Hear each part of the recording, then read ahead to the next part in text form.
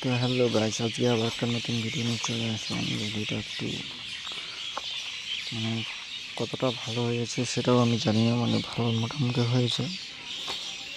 তো আজকে এক জায়গায় যাচ্ছিলাম ডাউরাগুড়ি, তো দেখো প্রচুর বৃষ্টি হয়েছে কালকানির মধ্যে।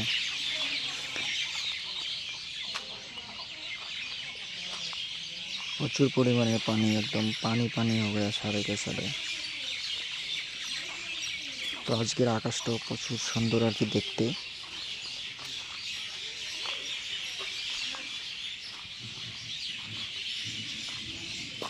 আকাশটা একবার দেখো, আর আকাশটা